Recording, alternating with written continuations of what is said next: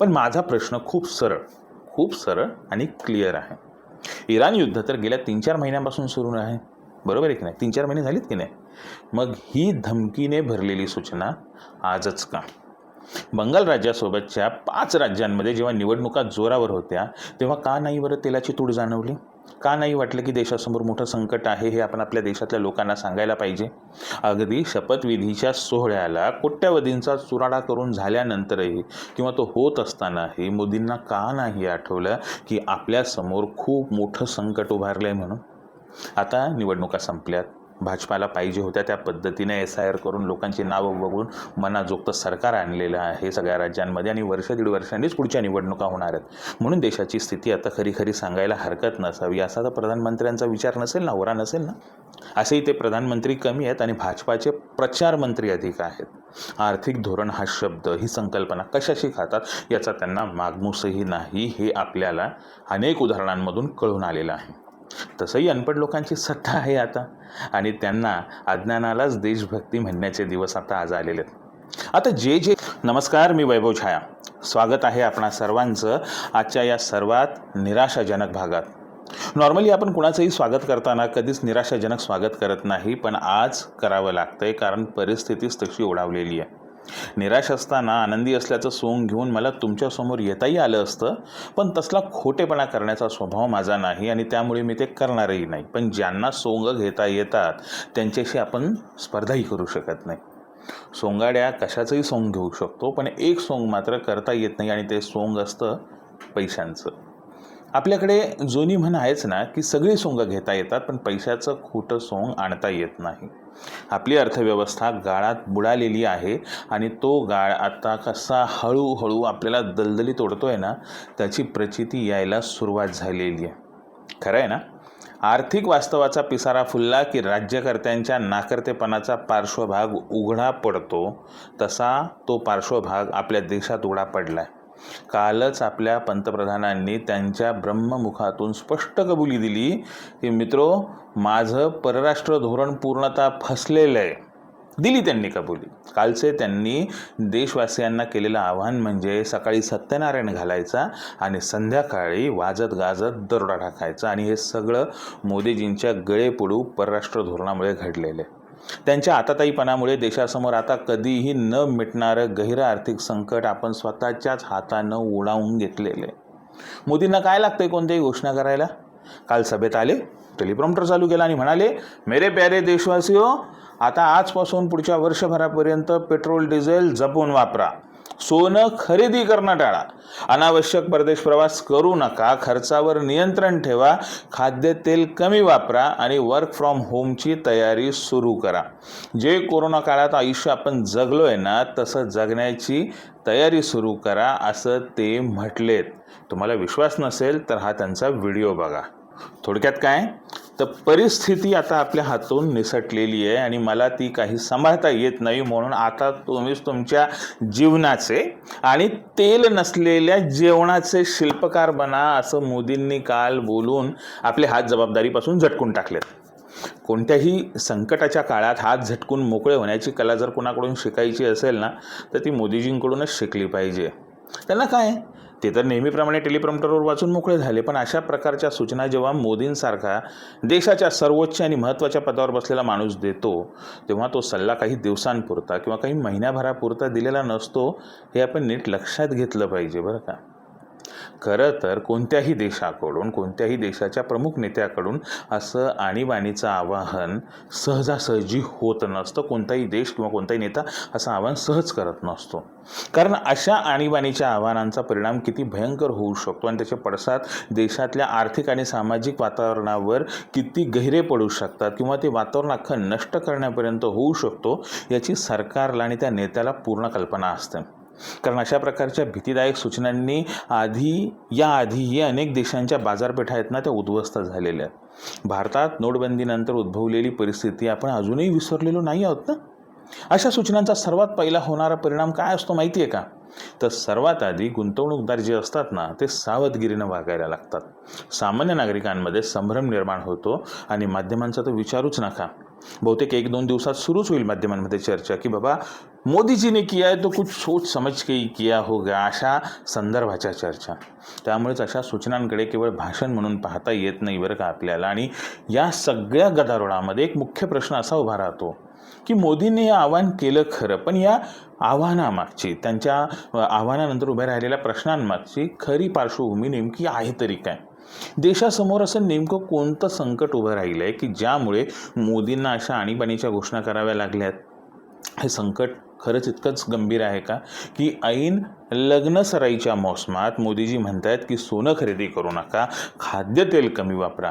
आणि जर हे संकट खरंच इतकं गंभीर असेल तर गेल्या काही महिन्यांपासून सरकार आणि त्यांचे समर्थक म्हणजे गोदी मीडिया नागरिकांना सांगत होते ना की सर्व काही सुरळीत आहे, सगळं काही एकदम भारी चालू आहे, सगळं एकदम सब चंगासी असं जे चित्र दाखवत होते ना, त्यांचं काय म्हणायचं?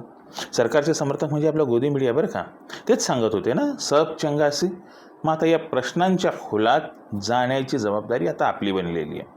कसं आहे, इराण, इस्रायल, अमेरिका हा संघर्ष सुरू झाल्यापासून जागतिक अर्थव्यवस्थेवर त्याचे गंभीर परिणाम होणार हे अनेक तज्ज्ञ सातत्याने सांगत होते. जागतिक बाजारात कच्च्या तेलाच्या पुरवठ्यावर परिणाम होऊ शकतो, समुद्री मार्गांवर तणाव वाढू शकतो, विमा खर्च वाढू शकतो, आयात म्हणजे इम्पोर्ट महाग होऊ शकते. या सर्व गोष्टी स्पष्ट दिसत होत्या. भारतासारख्या मोठ्या प्रमाणात तेल आयात करणाऱ्या देशावर याचे परिणाम होणारच होते.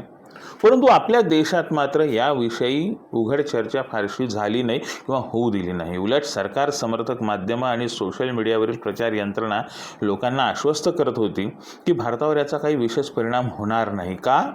तर नेतृत्व खूप खंबीर आहे. आणि आज अचानक सरकारकडून म्हणजे त्याच नेतृत्वाकडून इंधन जपून वापरण्याचे आवाहन होत असेल तर सामान्य माणसाच्या मनात प्रश्न निर्माण होणं स्वाभाविक आहे की ही खबरदारी आहे का? की आगामी काळात इंधन तुटवड्याचं मोठं संकट उभं राहतं आहे का? की पेट्रोल डिझेलचे दर मोठ्या प्रमाणात वाढण्याची शक्यता आहे का? की सरकार लोकांना मानसिकदृष्ट्या तयार करत आहे येणाऱ्या संकटासाठी? आणि हे सगळे प्रश्न आहेत ना, यांची उत्तरं लोकांकडेही नाहीत आणि सरकारकडेही नाहीत. बरं, सरकारने अशा प्रकारची सूचना करण्याची ही पहिलीच वेळ आहे का? तर नाही, बिलकुल नाही. याआधी एकदा अशी सूचना करून झालेली आहे सरकारची, पण ती कधी? 1990 साली. पण तेव्हाचा काळ वेगळा होता. माझे मित्र आहेत अमोल साळे, फेसबुकवर तुम्ही त्यांना फॉलो करतच असाल. त्यांनी एक पोस्ट लिहिली आणि त्या पोस्टमध्ये त्यांनी एकदम स्पष्टपणे लिहिलं आहे, अगदी अशाच सूचना 1990मध्ये भारताचे अर्थमंत्री मधु दंडवते यांनी देशाला केल्या होत्या. त्यानंतर लगेच 1991मध्ये देश मोठ्या आर्थिक आरिष्ट्यातून गेला. देशात फक्त 2 आठवडे पुरेल इतकाच फॉरेन एक्सचेंज साठा होता. आणि या आरिष्ट्यातून बाहेर येण्यासाठी त्या काळी देशहितासाठी काम करू शकणाऱ्या लोकांना पाचारण करण्यात आलं. डॉक्टर मनमोहन सिंग यांच्यासारख्या अराजकीय लोकांना संधी देण्यात आली आणि देशातील सर्वात महत्त्वाच्या वित्तीय संस्थांवर वर्ल्ड क्लास म्हणता येतील अशा लोकांना बसवण्यात आलं. या लोकांनी ना, जे नवीन बसवले होते ना, या लोकांनी पुढचे 2 ते 3 दशकं अविरतपणे कार्य करून देशाचा गाडा सुरळीत केला. या इतिहासाला आपण फार लवकर विसरून गेलो. या नुकत्याच सुरळीत झालेल्या अर्थव्यवस्थेवर नोटबंदीचा पहिला प्रहार करण्यात आला होता 10 वर्षापूर्वी आणि त्यानंतर एकामागोमाग एक अनेक प्रहार झाले. जगात पहिल्यांदा जागतिक युद्ध होत आहेत का? तर बिलकुल नाही. दर 2-5 वर्षांनी ते होतच राहिलेले आहेत. आणि दुसरं म्हणजे 2015 पासून देशात मोठा दुष्काळ पडलेला नाही. मनमोहन सिंग पंतप्रधान असताना जवळजवळ 10 वर्ष देशात पुरेसा पाऊस पडला नव्हता आणि यावर्षी ला निनाच्या प्रभावामुळे दुष्काळ पडला तर या संकटात आणखीन मोठा भडका उडू शकतो. त्यासोबतच आखातातील युद्ध लवकर संपेल अशी कोणतीच चिन्ह दिसत नाही आहेत. डेटा असेल, AI, ऊर्जा आणि अमेरिकेसोबतचा व्यापार याबाबत केंद्र सरकारकडे कोणतीही योजना नाही, कोणतंही स्पष्ट धोरण नाही. आहे का? बिलकुल नाही आहे.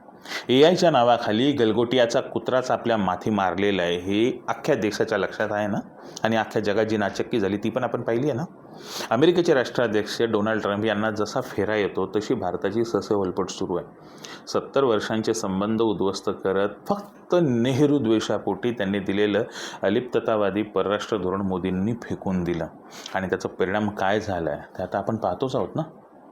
मोदीजींच्या अथक परिश्रमामुळे आपण रशियासोबतचे असलेले 70 वर्षांचे जुने संबंध बिघडवून टाकले. स्वस्त तेलाची जी सवलत आपल्याला होती ती सवलतही आपण गमावली. इराणही आपला 70 वर्ष जुना मित्र. त्याच्याशी संबंध आपण खराब करून घेतले आणि आज त्याचे परिणाम आपण पाहतोय ना. देशात इंधन टंचाई निर्माण झालेली, सामान्य माणूस गॅससाठी रांगा लावतोय, हॉटेल व्यावसायिक कधी नव्हे ते इतके प्रचंड तोट्यात गिराईक टिकवण्यासाठी व्यवसाय करतोय. इराण युद्धाचा परिणाम म्हणून जागतिक अर्थव्यवस्था संकटात असल्यामुळे ही काळजी घ्या असं मोदींनी म्हटलंय. आणि आता गोदी मीडियासुद्धा हीच लाईन चालवणार आहे पुढचे 3-1 महिने. पण माझा प्रश्न खूप सरळ आणि क्लिअर आहे. इराण युद्ध तर गेल्या 3-4 महिन्यांपासून सुरू आहे, बरोबर आहे की नाही? 3-4 महिने झालीत की नाही? मग ही धमकीने भरलेली सूचना आजच का? बंगाल राज्यासोबतच्या 5 राज्यांमध्ये जेव्हा निवडणुका जोरावर होत्या तेव्हा का नाही बरं तेलाची तूट जाणवली? का नाही वाटलं की देशासमोर मोठं संकट आहे हे आपण आपल्या देशातल्या लोकांना सांगायला पाहिजे? अगदी शपथविधीच्या सोहळ्याला कोट्यवधींचा चुराडा करून झाल्यानंतरही किंवा तो होत असतानाही मोदींना का नाही आठवलं की आपल्यासमोर खूप मोठं संकट उभारलं आहे म्हणून? आता निवडणुका संपल्यात, भाजपाला पाहिजे होत्या त्या पद्धतीने SIR करून लोकांची नावं वगळून मनाजोगतं सरकार आणलेलं आहे सगळ्या राज्यांमध्ये आणि 1-1.5 वर्षांनीच पुढच्या निवडणुका होणार आहेत. म्हणून देशाची स्थिती आता खरी सांगायला हरकत नसावी असा तर प्रधानमंत्र्यांचा विचार नसेल ना, होरा नसेल ना. असेही ते प्रधानमंत्री कमी आहेत आणि भाजपाचे प्रचार मंत्री अधिक आहेत. आर्थिक धोरण हा शब्द, ही संकल्पना कशाशी खातात याचा त्यांना मागमूसही नाही, हे आपल्याला अनेक उदाहरणांमधून कळून आलेलं आहे. तसंही अनपढ लोकांची सत्ता आहे आता आणि त्यांना अज्ञानालाच देशभक्ती म्हणण्याचे दिवस आता आज आलेले आहेत. आता जे शेतकरी मोदी भक्तीच्या रसात तल्लीन झालेले आहेत ना, विशेषतः महाराष्ट्रातले शेतकरी, त्यांना आता लक्षात येईल की त्यांनी या भाजपाला वोट करून मोदींना आपला नेता मानून जमिनीमध्ये, महाराष्ट्राच्या जमिनीत काय विष पेरून ठेवलं आहे ना, ते आता लक्षात येईल. 3 महिने आधीच तुमच्या स्टॉकिस्टांनी, साठेखोरांनी युरियाचा स्टॉक करून ठेवलेला आहे. रासायनिक खतांचा तुटवडा झालेला आहे हे तर प्रधानमंत्र्यांनी जाहीर करून टाकलंच आहे. पण तरी ती खतं तुम्हाला मिळतील, पण आता ती तुम्हाला मात्र 5 पट दरावर मिळतील. बाकी सेंद्रिय शेती करायचा सल्ला आपल्या मोदीजींनी दिलेला आहे तो खूप भारी आहे, मुठभर श्रीमंतांसाठी खूप भारी आहे. त्यांच्या ज्या टेरेस असतात ना, त्या टेरेसवर जाऊन ते सेंद्रिय शेती करत बसतील, बघू काय भाज्या पिकवतात. पण आता मोदी सुवर्णकार आणि त्यांच्या कर्मचाऱ्यांच्या मागे लागलेत. निर्यातदार शेतकरी देशोधडीला लागलाय. ट्रम्प आणि नेत्यानाहू दोघंही अडचणीत आहेत. एका बाजूला अमेरिका इराणला लोळवण्याची बढाई मारते, पण प्रत्यक्षात मात्र ती मदतच मागते. भारतीय रुपया आजवरच्या सर्वात मोठ्या नीचांकावर पोहोचलेला आहे. शेअर बाजारात रोज कोट्यवधींचं नुकसान होतं आहे आणि पुढच्या टप्प्यात तुम्हाला सांगतो, नोकरदार, शेतकरी आणि सरकारी कर्मचाऱ्यांनाही याचा खूप मोठा फटका बसणार आहे. कोणीच वाचणार नाही. अमेरिकेच्या तालावर नाचणं भारताला कसं महाग पडतं आहे ना, त्याची प्रचिती तुम्हाला पावलोपावली येईल. राष्ट्रीय हिताऐवजी वैयक्तिक संबंध प्राधान्य दिल्याचा परिणाम आता सर्वांना भोगावे लागतात. रशिया इराणशी संबंध जर समजा आपण नीट सुरळीत नाही केले ना, तर हे आर्थिक अरिष्ट पुढचे काही वर्ष आहेत ना, आपल्याला तसंच राहील आणि याची किंमत सर्वसामान्य भारतीयांना चुकवायची आहे. जागतिक तापमानवाढ, भारतातील जंगलांचं नष्ट झालेलं क्षेत्र असेल किंवा अल निनोसारख्या कारणांमुळे झालेला जो काही बदल आहे ना वातावरणातला, आणि त्याला जोडीला रासायनिक खतांची कमतरता, यामुळे येता खरीप हंगाम आहे ना धोक्यात आहे. भ्रष्टाचार आणि नियोजन शून्यता यामुळे पायाभूत सुविधांची तर पूर्ण वाट लागलेली आहे. सत्ताधारी सरकारी खर्चांना ऐशोआरामात आयुष्य जगतात. राज्याचे गृहमंत्री कायदा सुव्यवस्था राखायची सोडून निवडणूक आयोग आणि पंतप्रधान यांचे प्रवक्ते झालेले आहेत. सामान्य माणूस स्वतःच्याच समस्यांच्या गर्तेत गोलगोल फिरत राहिला आहे आणि बोलणारे, लिहिणारे, प्रबोधन करणारे प्रशासनाच्या आशीर्वादाने भयानक झोटले जातात किंवा जेलच्या आतमध्ये डांबले जातात. अशा स्थितीत जनतेच्या पैशाची उधळपट्टी करून बचत करा असा उपदेश देण्यासाठी अव्वल दर्जाचा कोडगेपणा लागतो. एखाद्या व्यक्तीला आलेली हुक्की हे देशाचं धोरण कसं ठरू शकतं, हा प्रश्न आजही अनुत्तरित आहे आणि कदाचित हा प्रश्न तुम्हालाही पडत असेल. बघा विचार करून की आपण आज कोणत्या लेवलवर येऊन पोचलेलो आहोत की देशाच्या पंतप्रधानाला येऊन सांगावं लागते की काय खरेदी करा आणि काय खरेदी करू नका. उद्या यांच्या डोक्यात फेरा आला तर म्हणतील की उद्यापासून तुम्ही औषधं खाऊ नका, तुम्ही आहेत तसेच मरून जा. जगातली लोकसंख्या आपल्याला कमी करायची आहे, त्यामुळे तुम्ही भारताची लोकसंख्या कमी करण्यासाठी तुम्ही आपल्या प्राणांचं बलिदान द्या. तेवढं तर कोणी तयार होणार नाही. माणूस जेवणच खातो, माती वेगळं अन्न करूनच खातो. कोणी म्हटलं म्हणून कोणी कोणाची विष्ठा खायला जात नाही. तर माझ्या शुभेच्छा सगळ्यांसोबत आहेत. येत्या काळामध्ये खरंच पैसा जपून वापरा. हे मी सातत्याने सगळ्यांना सांगत आलेलो आहे. जपून पैसा वापरा, जपून राहा. छान छोकीच्या गोष्टी ज्या काही करायच्या असतील त्याही करा, पण त्याच्यातही अनावश्यक पैसा व्यर्थ करू नका. भेटूयात नवीन विषयासह आणि जमल्यास ह्या विषयावर उद्या 2 ते 3 तज्ज्ञांना सोबत घेऊन आपण चर्चा घडून आणण्याचा प्रयत्न करूयात. ओके, जर ते शक्य झालं तर उद्या ती चर्चा तुम्हाला सगळ्यांना पाहायला मिळेल आणि त्याच्यातून निश्चितपणे स्वतःचा बचाव कसा करावा या सगळ्या गोष्टी आपल्याला त्याच्यातून माहीत पडू शकतात. तोपर्यंत सप्रेम जय भीम. धन्यवाद. हे चॅनल पाहत राहा, चॅनल सबस्क्राईब करा आणि सगळ्यांना सांगा, हा व्हिडिओ सर्वांना शेअर करा. धन्यवाद.